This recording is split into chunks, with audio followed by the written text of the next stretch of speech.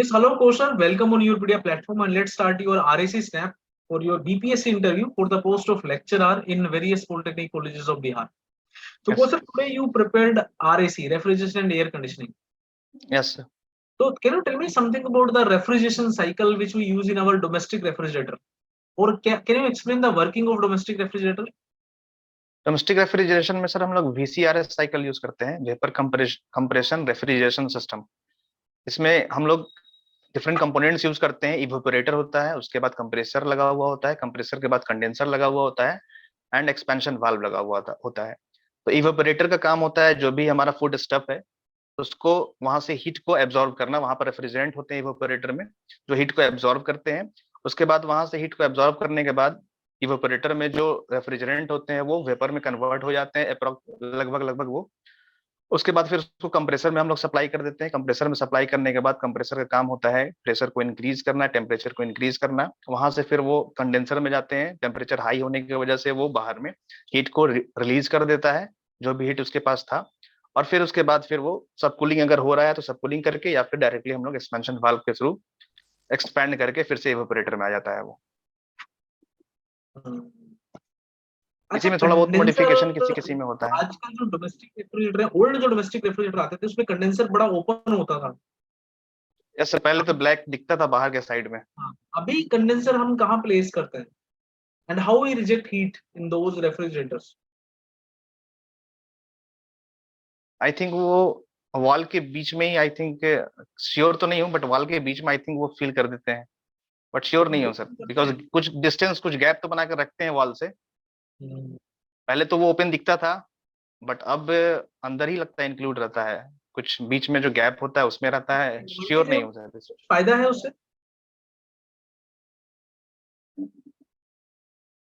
I think कुछ होगा sir but sure नहीं हूँ अभी। ठीक है।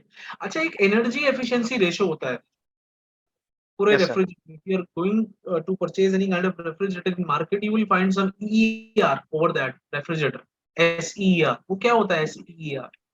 SER seasonal energy efficiency ratio होता है। वो किसी भी सीजन के अकॉर्डिंग वहां पर दिया हुआ रहता है कि इस रेफ्रिजरेटर का इस सीजन के अकॉर्डिंग ये COP होगा, बिकॉज सीजन वेरी करते रहता है। तो ओवरऑल निकाल कर वो COP वहां पर दे देते हैं कि अगर ये हम लोग रेफ्रिजरेटर लेंगे तो इसका COP ये होने वाला है। Good. You know, subcooled liquid is also known as compressed liquid. ऐसा क्यों? Yes sir. सबकूल्ड लिक्विड को कंप्रेस्ड लिक्विड क्यों बोलते हैं?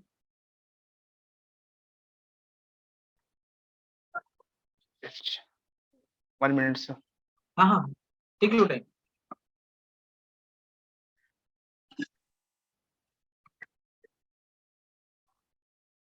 सब कूलिंग सर एक प्रोसेस है जिसमें हम लोग टेम्परेचर को डिक्रीज करते हैं। सैचुरेटेड लिक्विड का टेम्परेचर को डिक्रीज करते हैं फर्दर 5 to 10 डिग्री, जिससे कि उसका वो और ज्यादा कंप्रेस हो जाता है। इसलिए आई थिंक उसको कंप्रेस्ड लिक्विड भी बोलते हैं। सबकूलिंग से कंप्रेस कैसे हो जाएगा? Pardon sir. सबकूलिंग से कंप्रेस कैसे होगा? टेम्परेचर डिक्रीज होगा तो वॉल्यूम भी थोड़ा उसका डिक्रीज होगा, तो जिससे कि वो कंप्रेस फॉर्म में हो जाएगा और थोड़ा सा कंप्रेस हो जाएगा। ठीक है। सबकूलिंग जब हम करते हैं वीसीआरएस में कोसर, तो उससे क्या एडवांटेज मिलता है? सब कूलिंग करने से सर जो हमारा रेफ्रिजरेशन इफेक्ट होता है वो इंक्रीज हो जाता है, बट वर्क पे इफेक्ट कुछ पड़ता नहीं है, जिससे कि हमारा ओवरऑल COP जो होता है वो हमारा सिस्टम का इंक्रीज हो जाता है, जिससे कि हमें बेनिफिट मिलने वाला है। How we carry out subcooling in VCRS cycle? Subcooling करने के लिए डायरेक्टली तो सब कूलिंग नहीं कर सकते हैं, तो हम लोग क्या करते हैं हीट एक्सचेंजर लगा देते हैं, जिससे कि जो भी हीट वहां से सब कूलिंग के ड्यूरेशन में निकलेगा वो हमारा सुपर हीटिंग के यूज में आ जाएगा। इसको एक तरह का रीजनरेशन भी बोलते हैं कि यहाँ सब कूलिंग से जो हीट निकला वो हम लोग हीट एक्सचेंजर के थ्रू सुपर हीटिंग में यूज कर लिए। तो मेरे को डिग्री ऑफ बताओ, सब cooling. Desirable properties of refrigerant. Desirable property sir, एक तो लेटेंट हीट है। लेटेंट हीट रेफ्रिजरेंट का हाई होना चाहिए, बॉइलिंग पॉइंट लो होना चाहिए, क्रिटिकल टेम्परेचर हाई होना चाहिए। उसके बाद कंडक्टिविटी, जो थर्मल कंडक्टिविटी है वो भी हाई होना चाहिए। उसके बाद फोर्थ थिंग, सब कूलिंग, फ्रीजिंग पॉइंट लो होना चाहिए सर। और फिर फ्लेमेबल नॉन फ्लेमेबल उसके अकॉर्डिंग भी है, toxicity non toxicity.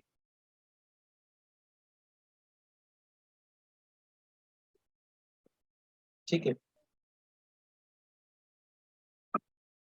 Can you tell me the refrigerant code for ammonia? Refrigerant code, okay okay.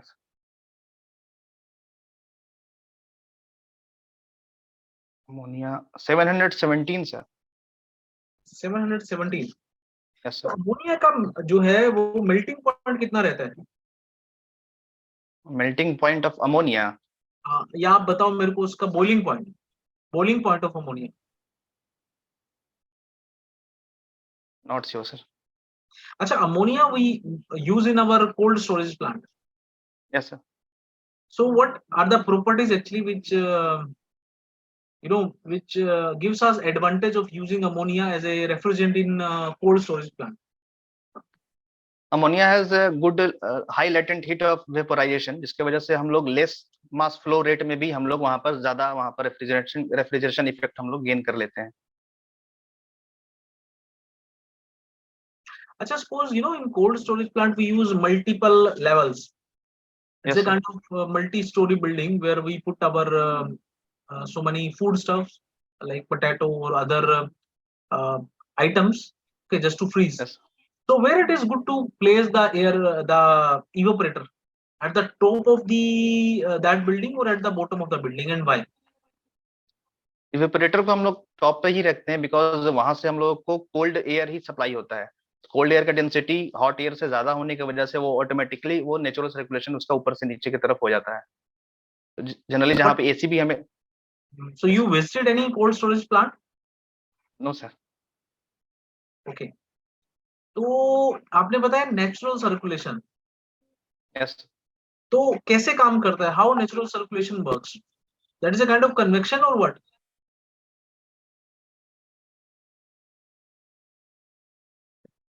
बोल सकते हैं सर, डेंसिटी के डिफरेंस की वजह से हो रहा है, बायंसी फोर्स वहां पे लग रहा है। तो हैवियर जो हो रहा है वो डाउनवर्ड साइड आ जा रहा है, और लाइटर जो हो रहा है वो अपर साइड चला जा रहा है, तो बायंसी के difference. Compressor we use with ammonia. Reciprocating compressor sir, because वहां पर लेस कैपेसिटी का चाहिए हमें कंप्रेसर। प्रेशर हाई चाहिए बट कैपेसिटी उसका लो होना चाहिए। What you understand by multi stage compression, कोसर? मल्टी स्टेज कंप्रेसर में सर वहां पर हम लोग दो या दो से ज्यादा स्टेज में वहां पर कंप्रेशन करते हैं। इससे हमें फायदा क्या मिलता है कि हमें वर्क जो प्रोवाइड करना है कंप्रेसर में वो हमारा रिड्यूस हो जाता है। अगर हम लोग इसका ग्राफ भी बनाते हैं तो प्रेशर वॉल्यूम ग्राफ देखेंगे तो वहां पर हम लोग को कुछ वहां पर वर्क कुछ सेव वहां पर मिलने वाला है।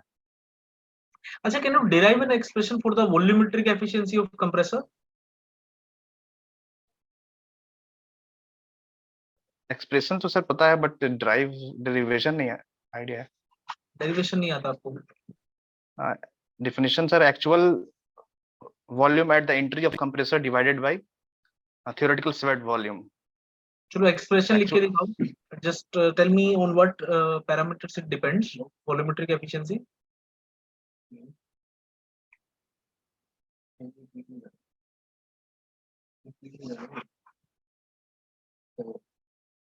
1 plus C minus C bracket में P higher by P lower to the power 1 by N.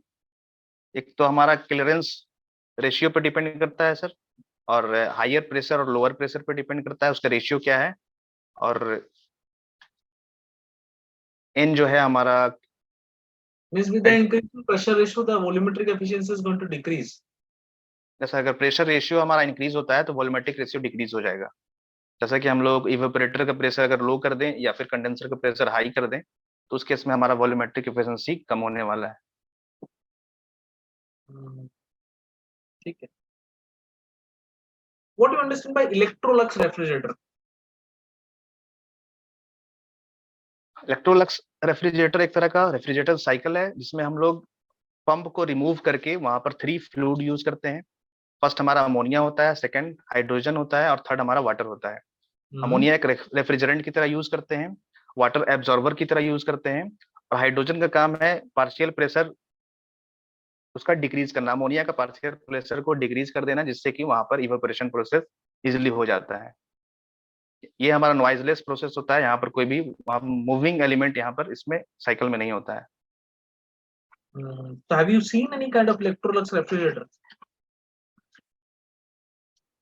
Actual में तो नहीं देखा है, बट बुक में और इसका डायग्राम देखा हूँ नेट पर। ठीक। अच्छा, can you tell me the difference between isentropic expansion and throttling?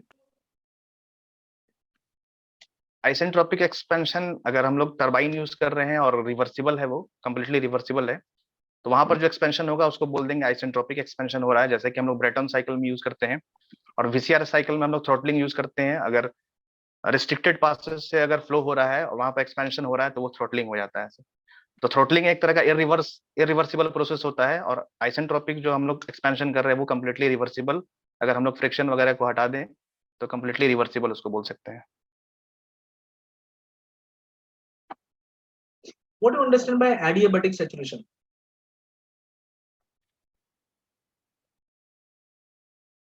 Adiabatic saturation sir process तो ये होता है उसमें कि वहां पर इंथैल्पी कांस्टेंट होता है और वेटेबल टेम्परेचर कांस्टेंट होता है।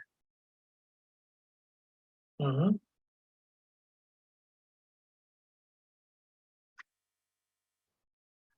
एडियाबेटिक सैचुरेशन इसके आगे सर डिटेल आइडिया नहीं है। नहीं, आपने जो एक पॉइंट बताया वो ठीक है। तो क्या साइक्लोमेट्रिक चार्ट पे दोनों लाइन सेम होती है, WBT lines, constant WBT lines और कांस्टेंट एंथैल्पी लाइंस, और they are different?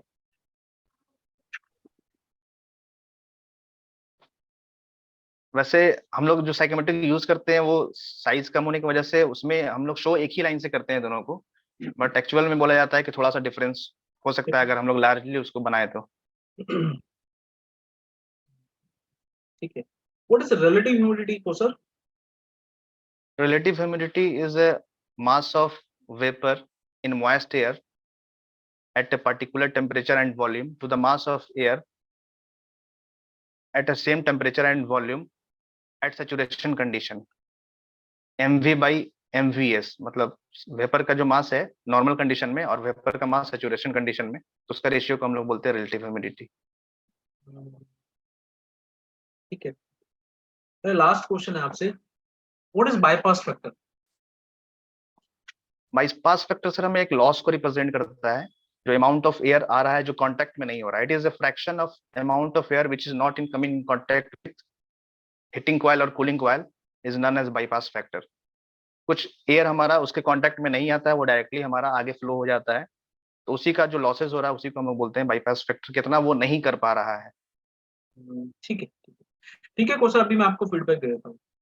yes. Sir आप अच्छे से आंसर कर पा रहे हो, बहुत अच्छे से आपने आंसर किया मोस्ट ऑफ द क्वेश्चन, और ठीक है आपने सब्जेक्ट को अच्छे से समझा है।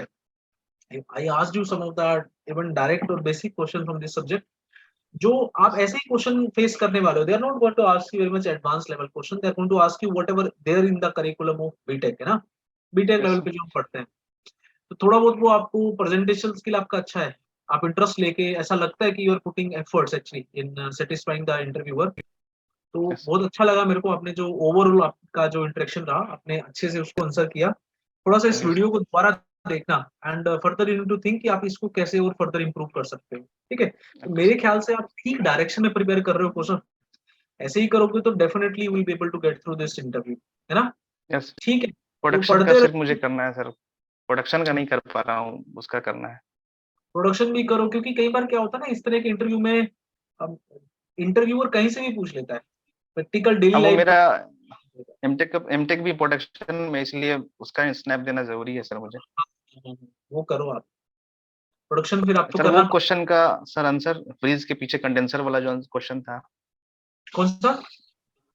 फ्रीज के पीछे जो कंडेंसर पहले बाहर के साइड रहता था अब अंदर के साइड है। देखना उसको, एक्चुअली उसको प्रोटेक्ट कर, पहले क्या होता था उसमें दिक्कतें क्या आती थी कि जब हमारा कंडेंसर ओपन होता था ना, तो उसमें जो ट्यूब्स होती हैं, yes, sir. ऑब्वियसली वो एयर एयर कंडेंसर है ना, एयर कूल्ड कंडेंसर है, तो उसमें yes, sir. डिफेक्ट आ ही जाते थे, लीकेज लूकेज आ जाती थी, कहीं भी वो भिड़ा स्ट्राइक हुआ तो पाइपलाइन लीक हो जाती थी आपका, तो रेफ्रिजरेंट भी लॉस होता yes, था sir. आपका, और आपका सिस्टम भी खराब हो जाता। तो just to protect that we actually covered that with a shell. ठीक है, तब वो सर वाल के बीच में रहता है क्या वो? बिल्कुल बिल्कुल, जो आपका बैक साइड पे जो शेल रहता है ना, बैक साइड पे आप देखोगे तो अभी you will find some aluminium shell. Aluminium हाँ इज ए थोड़ा वेरी, सा बाहर के साइड रहता है वो, टेपर हाँ हल्का रहता है। उस पूरी की पूरी शेल में we provide there that condenser is there, तो इंटीग्रल पार्ट हो एफिशिएंसी जाता है। सीओपी पे कोई इफेक्ट नहीं होता है सर वहां पर, मतलब उसका तो आउटपुट सीओपी पे जो हीट रिलीज हो। COP पे ओवरऑल अगर आप देखोगे उस हिसाब से, तो पहले तो क्या था, डायरेक्ट उसके साथ कांटेक्ट में था आपका ट्यूब्स। अभी क्या है, ऐसा you are using some very efficient system. थोड़ा सा कवर हो गया है वो। टेक्नोलॉजी है, पहले की टेक्नोलॉजी में और अभी की टेक्नोलॉजी में भी तो एडवांसमेंट है ना। ऐसा तो उसके कंपैरिजन में कोई फर्क नहीं पड़ता। अगर आप ओल्ड जो आपका सिस्टम के साथ कंपेयर करोगे, तो you are having improved COP.